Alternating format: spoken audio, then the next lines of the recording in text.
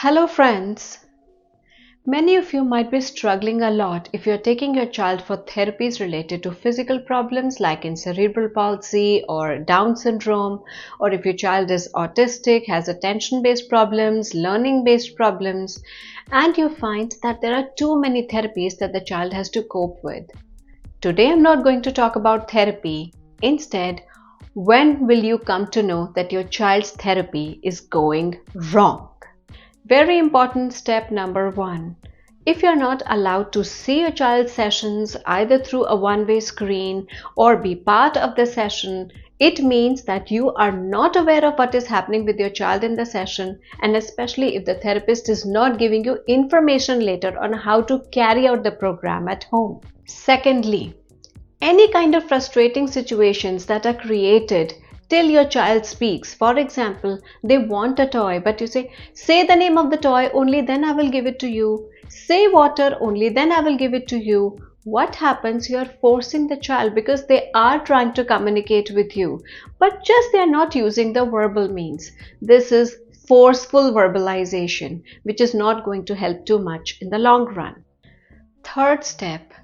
If your child's behavior, rather than describing it in terms of yes, the child is struggling with their attention because there are too many distractions, or the child seems to have some sensory needs, so they usually need a break in between, instead the therapist focuses on your child has escape behaviors, they have meltdowns, they have tantrums, then they are not getting appropriate therapy also because the goals are not correct. Step number 4.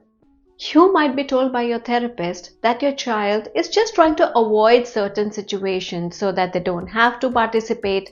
So even if they are fearful, they are anxious, they are overwhelmed, let them be. You just force them to finish the activity somehow.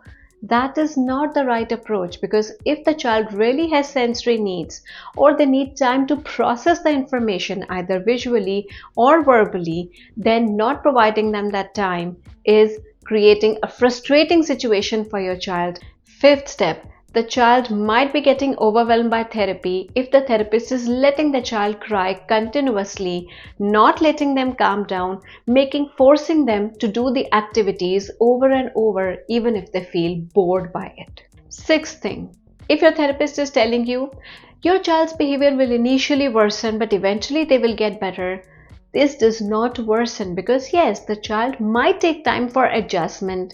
They might try to resist a bit because they are not comfortable with this new change of events.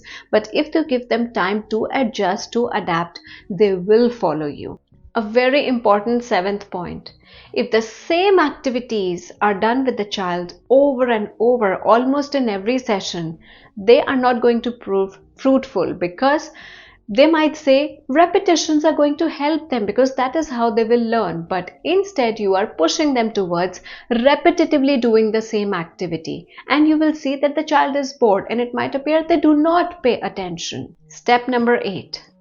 Do not force the child to do activities. That approach does not work, because if you ask the therapist, why are you doing this activity with my child, and the therapist cannot explain you the why of the activity, we're just getting them comfortable in the place. That can happen in maybe 1 or 2 initial sessions, just to get them more acquainted with the environment.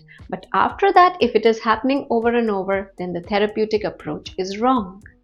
And the final 9th step, forcing eye contact, trying to suppress the stimming of the child, is not a good approach, because if you watch the video on stimming, you will understand that stimming is meant for a child for their sensory regulation, self-regulation, and emotional regulation, most importantly.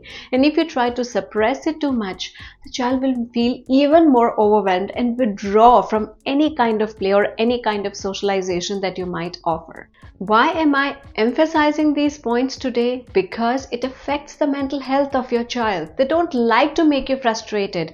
They don't like to irritate you. When you think that they never listen to me, or they always try to laugh when we are doing something, they could be just trying to be playful with you. The only thing is they do not know where to stop and start participating in the activity.